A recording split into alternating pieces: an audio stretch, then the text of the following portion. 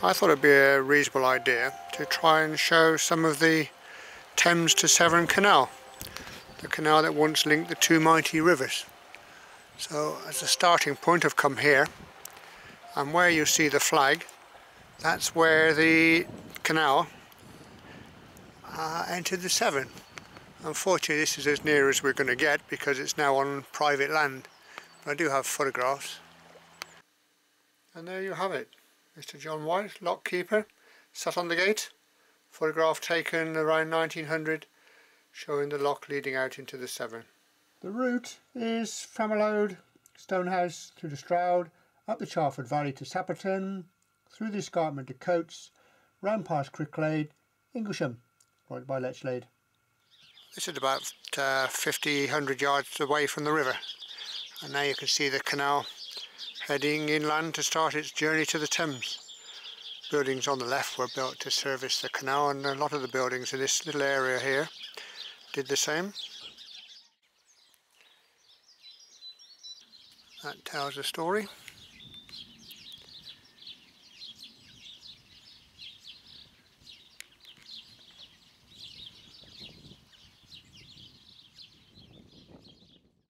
So this one we can drive to, as you can see, this entrance. We're going to have to hike, I think, on the other one, at the other end, which is here, 30 miles farther on.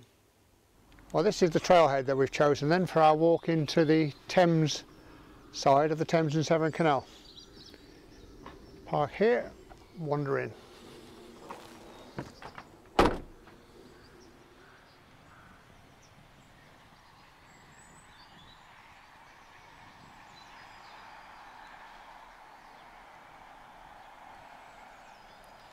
Lechlade.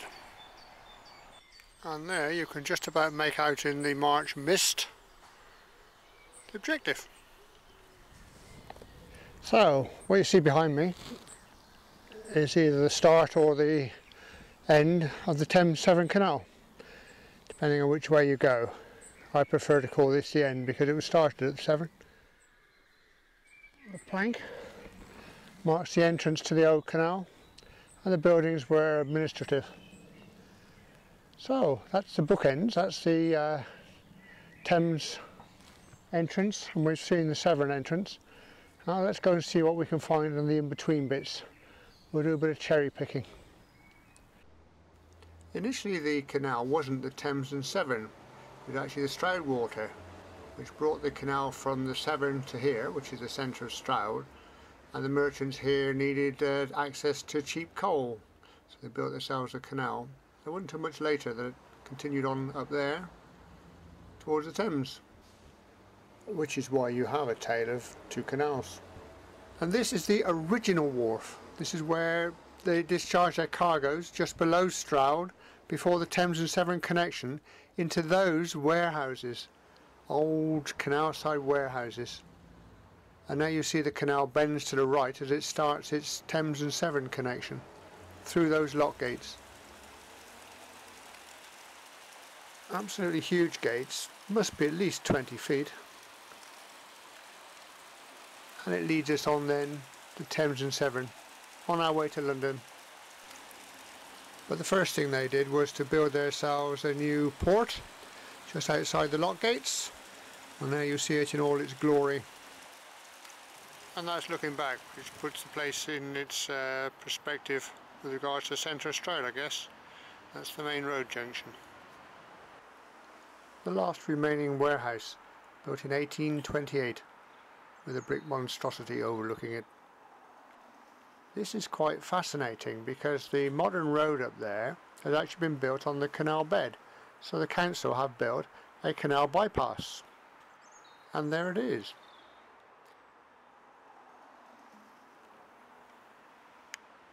It's not pretty, but it's functional.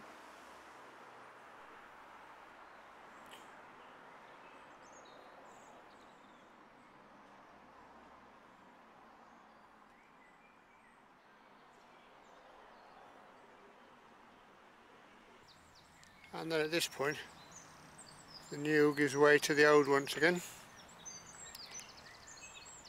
The canal wends its way up the valley.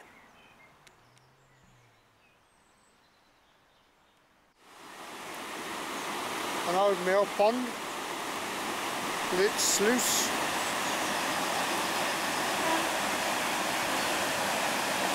Thank you, British Rail.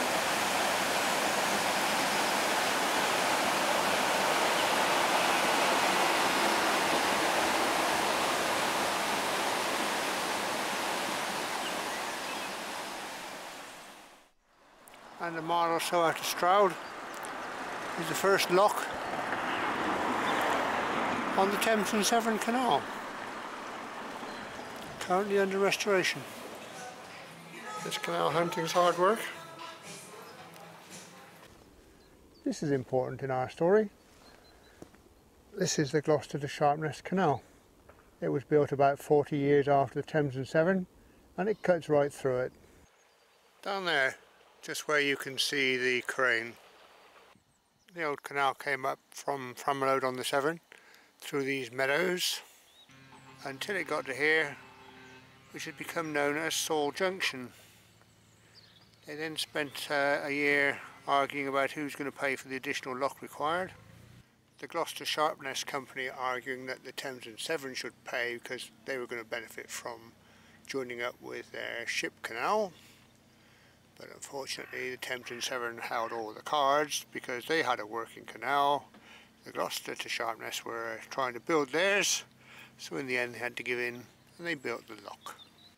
And they made a pretty good job of it because it's still here now. Naturally, once the Gloucester to Sharpness was open, nobody used the lock or the lower part of the canal to Framalode.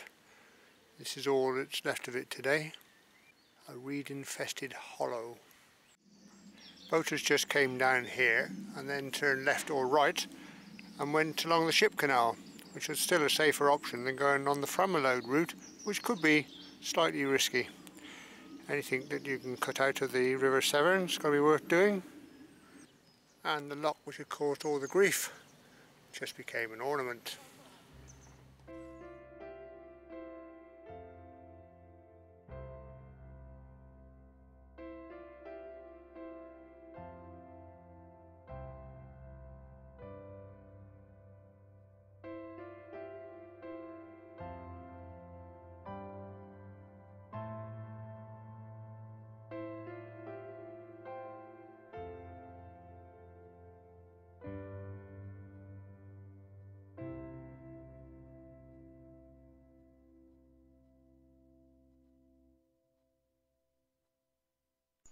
And after all that nonsense, the old canal wanders off up here towards Letchlead and on up there.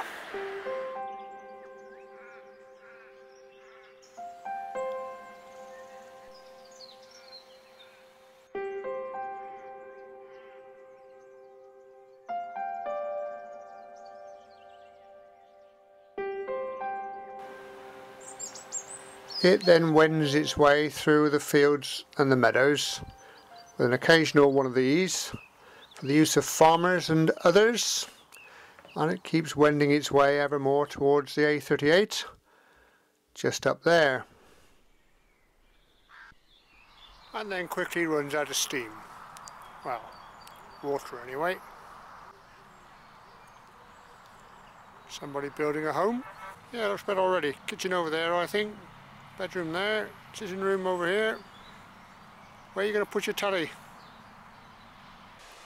Fronbridge Mill with guest.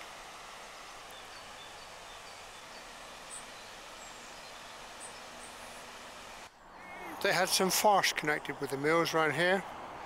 The navvies dug the canal out by day, and the mill owners, not wanting to lose their water pressure, filled it in by night.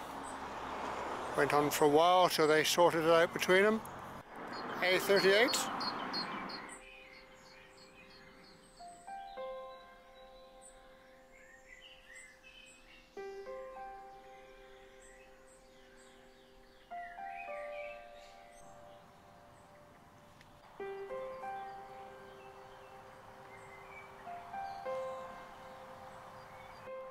They plan to reopen this canal.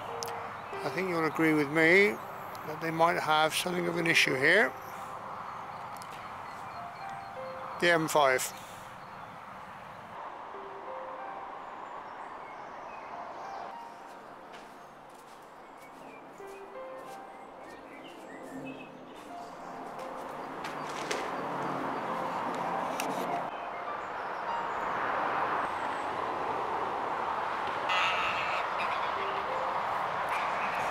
They're not very happy.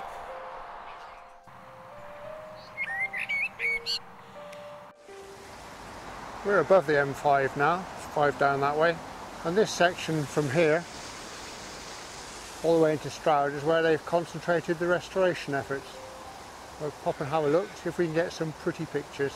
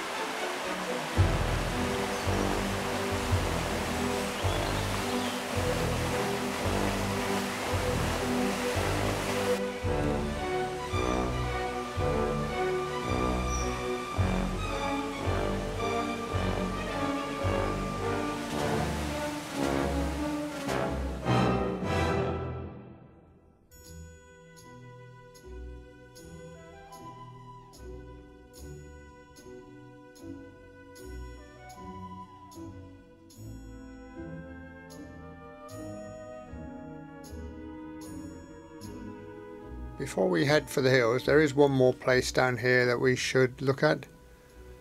Brimscombe Port.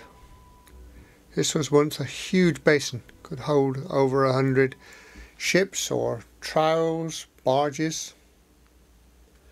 But it's all been filled in now, as you can see. There aren't many original old buildings left. There's this, the salt house. Salt used in the fixing of the colours in the cloth. There's an old wharfside cottage. That's actually a warehouse, not a mill. This warehouse is actually rubbing shoulders with the railway. Of course, the railway led to the demise of the canal, and they were a little bit blunt about it all. As you can see here, when the viaduct went past the warehouse, there wasn't enough space, so they cut a chunk out the warehouse, make room for their trains. And there's the old port wall still standing, complete with doorway, the original doorway. But I suppose the best looking building around here has to be the mill.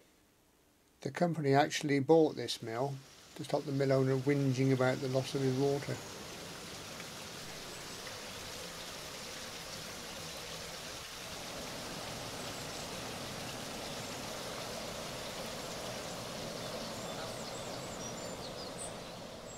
So that's done the Stroud water bit, the bottom bit. Now let's have a look at some of the Thames and Severn. Wends its way here, all the way up the valley. 28 locks in 7 miles, and forever getting steeper and steeper. That would have said the distance between Wallbridge and Inglesham, Stroud and Lechlade. The locks up here do vary, which is not ideal really. What you need is a balanced lock system, so that the first lock that you drain on the summit level follows the craft all the way down through the various locks. If they're all the same size, works a treat. If not, it can give you problems. You either got too much water or too little until you reach the next water source or weir. As you can see, this one has a huge chamber at the head of the lock. That's where they would allow the water in and then discharge it into the bottom of the lock. And there you can just about make it out. It's something I've never seen before. It's a metal post that they hung the lock gate on. Odd. Last but one mill. Baker's Mill. There's a clue there somewhere. Can't think what it is. And judging by the size of the mill pond, this guy was serious.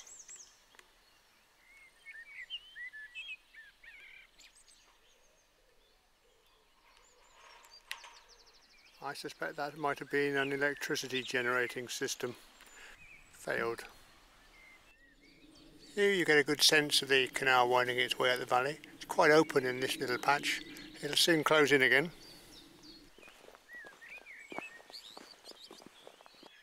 Quite a rare stone built lock here. They're mostly brick on the Thames and Severn. You must have found a local source.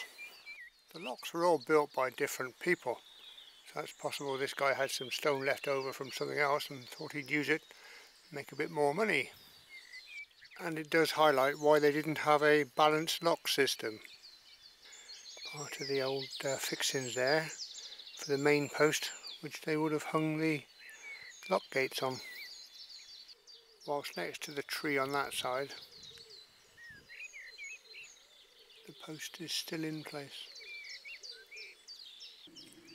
And there, next to the lock keeper's cottage, is the last mill on this side of the summit, Puck Mill, which means the river's nearby, down there. Oh well. And the next lock keeper's cottage looms a very short distance away. And not much left of this one. And some old fallen forest giants there across the canal. They'll have to be cleared at some point. Keep somebody in firewood for a while.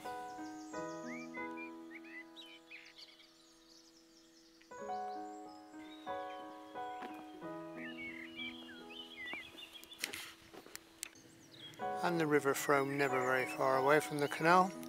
They share this valley together. As does that.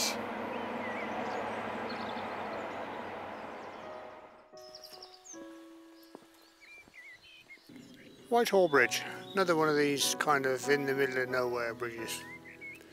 Serves somebody's purpose without a doubt. And this one is a very humpback affair.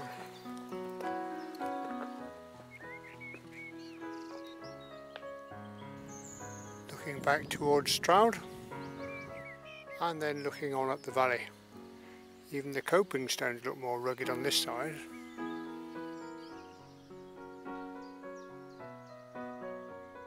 Showing the typical rope scarring from years of toil. Now there are one or two walks to be had round here.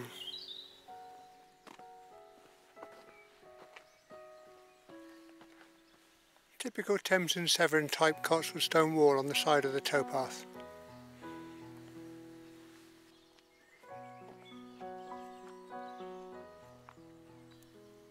Some old marsh marigolds.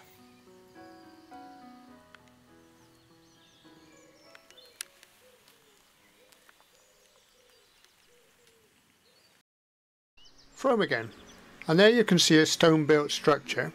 They would have put planks against that to divert the water from the Frome underneath the bank here, where you see that plaque under the tree, to the canal, which you can just about see at the top. Very pretty and peaceful.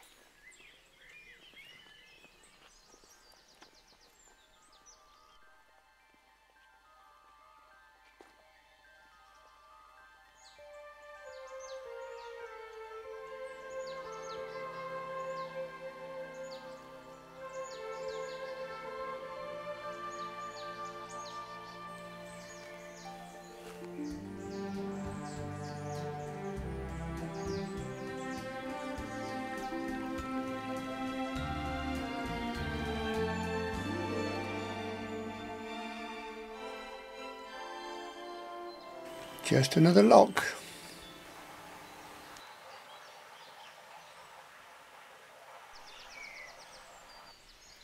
We're now on a bridge which crosses one of the locks, and this enables us to see just how big these things are. Look right down there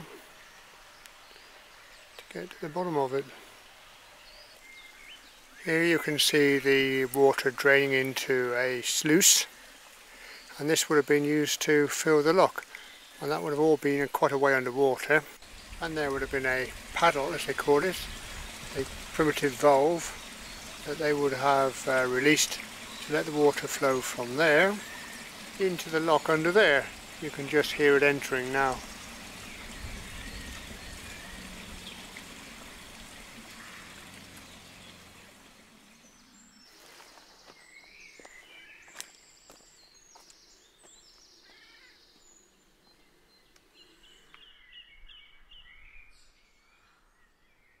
From here on now it gets serious.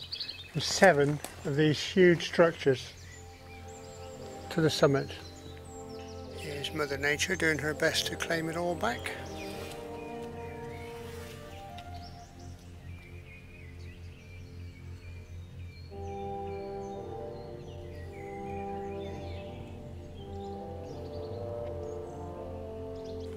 On the side of the lock here they've actually built a spillway. They must have been confident of water supply.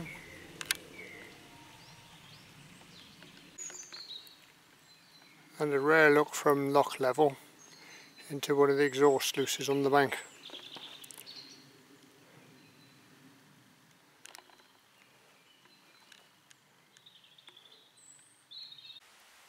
And then underneath this ginormous tree is a sluice. This time it connects to the Frome, so it's a water feed. You can see here where the Frome has been collected from up the valley a little way and piped through to here. This is where they felt they needed it most to cope with all these locks.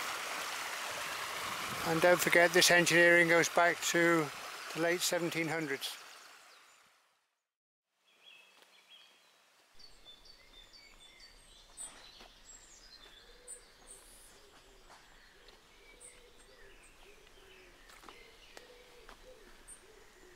the next lock. I'm hoping to give you a sense of scale. Huge great blocks. Not looking very safe at the moment, but safe enough. They've used stone here for the entrance, and then they've changed to brick for the main chamber. And there in the wall you can just see the recess for the lock gate. I'm not sure they did that to maintain the width or to protect their gates from damage. Both probably. At the bottom you can see the archway, which is where the water came through to fill the lock from the upper level. They did it through there rather than let the water come in through the side of the lock to be more stable for the boats in here. They would bow on then to the rushing torrent rather than having it pushing at the side. Quite pretty, isn't it, really? You can make out the method of construction of the walls here, look. Huge great stone blocks, and then brickwork up from there, using the stone blocks as a foundation stone.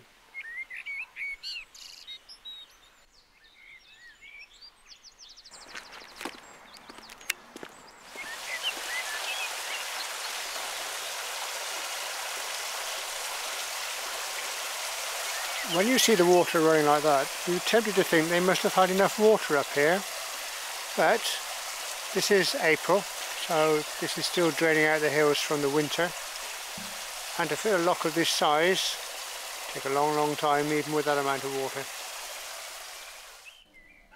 And finally the summit section, and there through the trees a very large basin, mainly used while you waited your turn to use the canal. The Daneway Inn, built to house the workers on this summit section, and later it was turned into a pub called the Bricklayers Arms, which is appropriate considering all the locks and the tunnel that had to be built. Don't know how the Daneway fits in. There's a short section here of the summit level that's still in water. That's better than he managed when it was a working canal sometimes. Just of here the canal starts to turn in towards the hillside, and here with the canal just of there, our old friend the Froome is right there with us. Strange really, because it appears to go under the canal, and yet there's no sign of it anywhere else. Odd. I'm sure it doesn't rise there. Then round one last sharp bend, and we have the piece de resistance, Severn Tunnel. 2¼ miles long, 6 years to build, finished in 1886. An amazing structure, kind of forgotten really. Just standing here in the middle of nowhere, just listening to the bird song.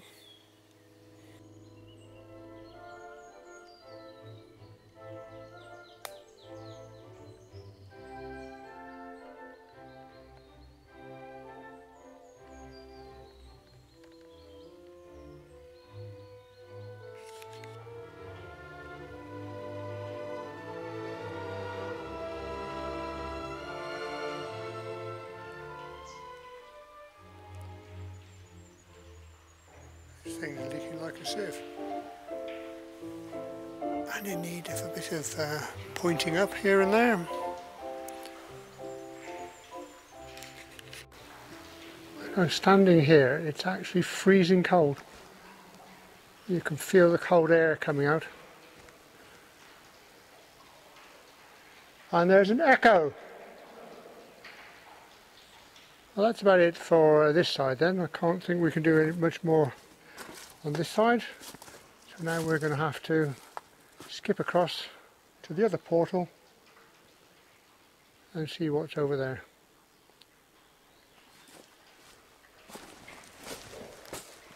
Hello!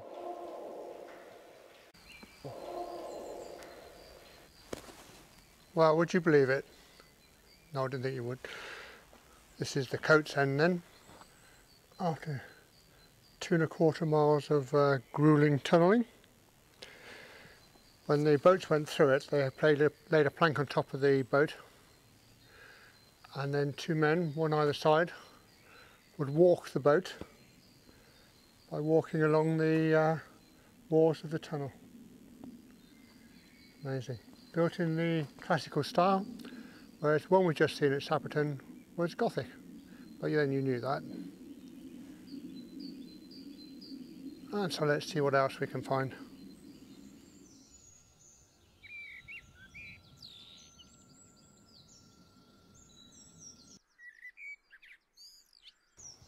Built to house navvies building the tunnel. Now a pub. This leads away from the tunnel. This section, as you can see, is concrete lined.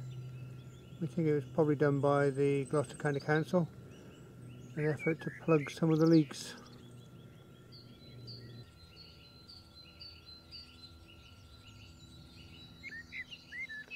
Still just a short way from the tunnel. And there's a bank slippage there. Part of the ongoing problems of canal maintenance, especially up here. Quite a rugged section.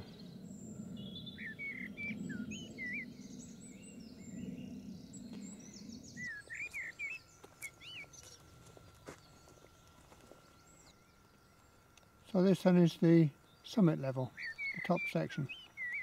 And if the other side of the tunnel was plagued by locks, this was plagued by leakage to the tune of 3 million gallons a day, and that was on a good day. And now it wends its way across fields and meadows to Lechlade. It can be a bit flat and boring in places, but we can find a few things of interest along the way, never fear.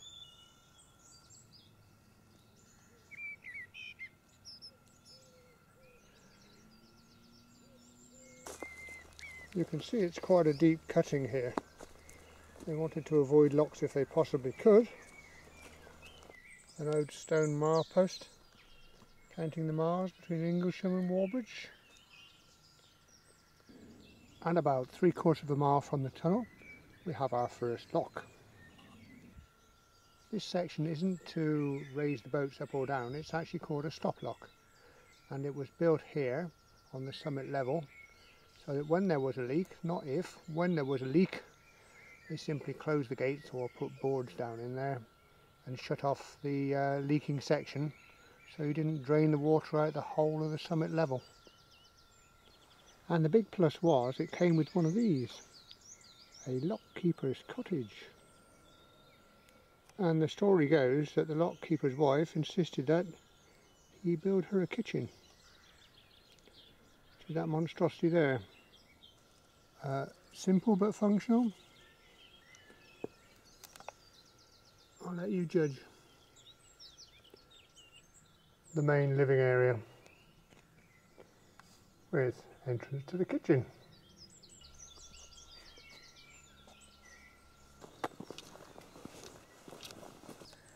And the beautiful skew bridge, the Gloucester to London rubber line.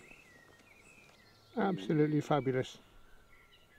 And if you look at the brickwork on the arch, that's pure artistry, and it ends in what's known as sawtooth. Remarkable.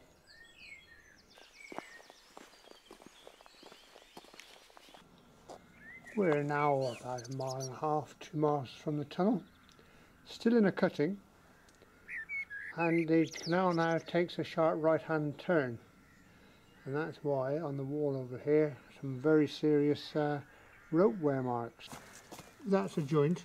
We want to get your rope in there because it would jam, but these are about the deepest we've seen so far. And the canal just wends its way onward, still in the cutting.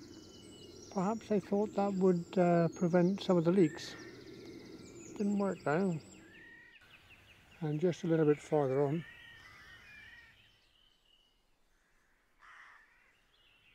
and we've got another stop lock and a rather noisy jet. But this one hasn't got any fancy gates.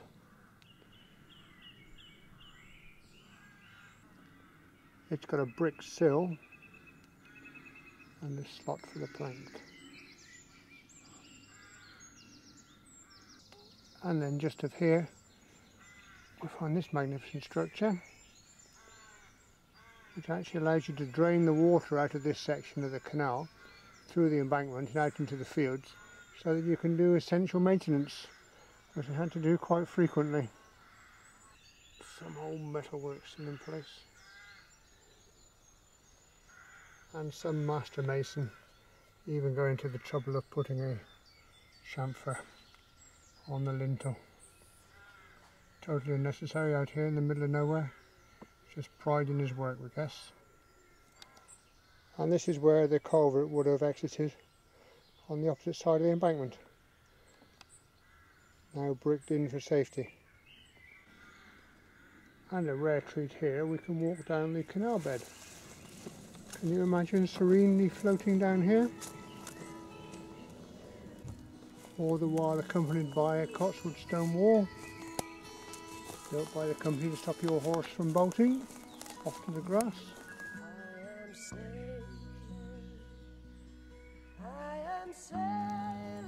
And a nice rustic bridge in a nice rustic location.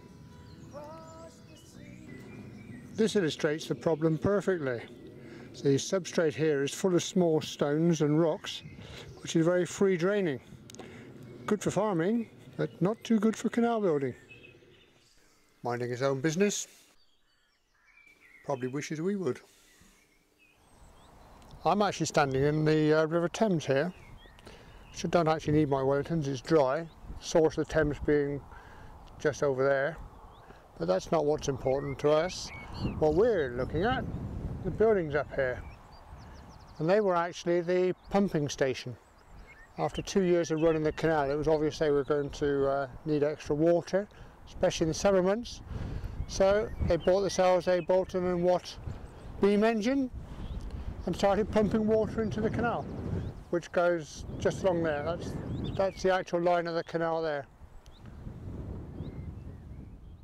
There aren't any photographs of the pumping engine, just this slightly whimsical sketch.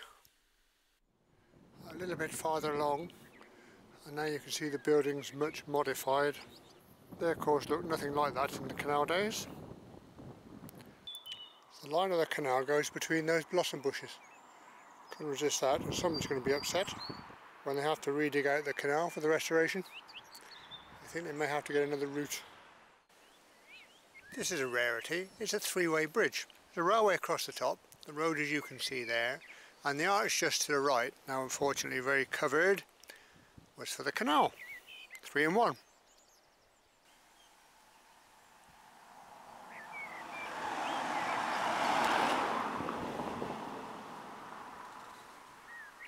And here to prove it, look, there's some rope burns.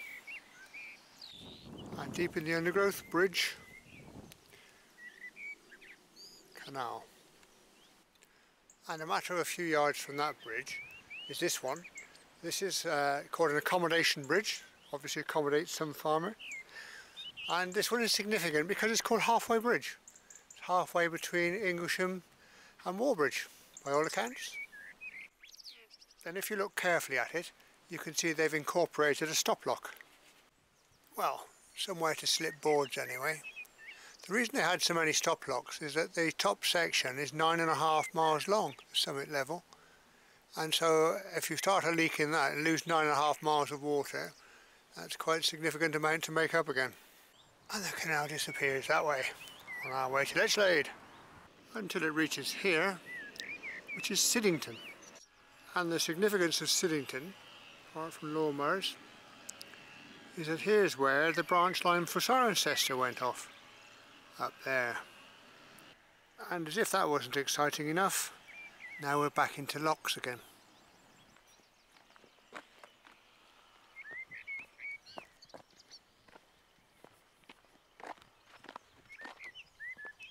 That's what we've just been standing on. Rope burns, naturally. It's a view from the bargee's point of view. Cirencester that way. Then looking out from under the bridge, you can see that the basin has been formed here. I guess this is where you transship your goods from Thames and Severn to the Cirencester branch before entering the locks down there. Steps to get you up onto the wharf side. Off to the side's another spillway where they get rid of excess water. I don't suppose that had too much use.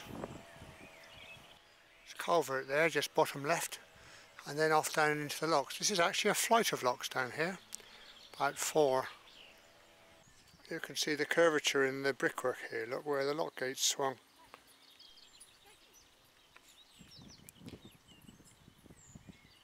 And this one with the sailboat still in place there is very deep. Yep, that's tall. 100-year-old timber still in place. And here's the detail. That's where the gates would have folded back. And the paddle, which was the thing that let the water out through the lower gates, would have fitted on there. Proves it was actually mounted on the back of the gate. So we'll come that way. And it will fit in there. Brilliant brickwork.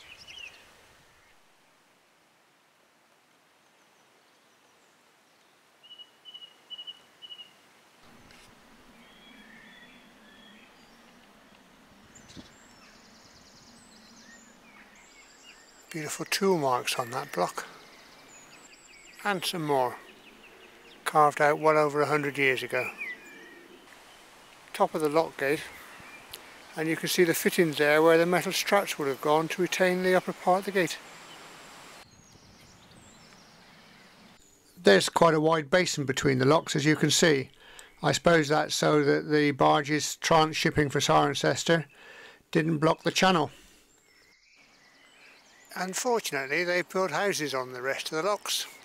So this is as good as it gets, 2 in a row.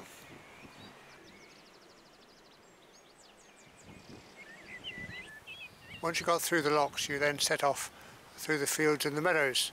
Section here, as you can see, still got a drop of water in it. Past a magnificently restored one of those. And even more fields. The fence line there is actually the line of the canal. Infield, as you can see. As is the lock on the other side of the road. As you can see, it belongs to the private dwelling now. Special treat if you promise not to get too excited. In the middle of nowhere till the original milestones. Wallbridge 22, Inglesham 6.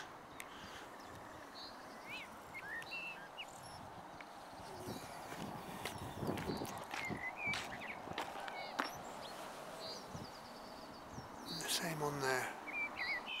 Just sat out there by the side of this magnificent farmyard.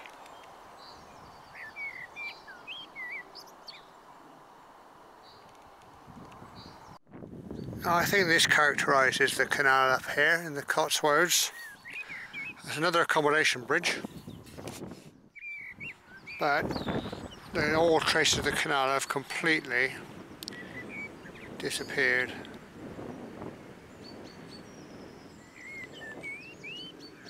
Not a single trace.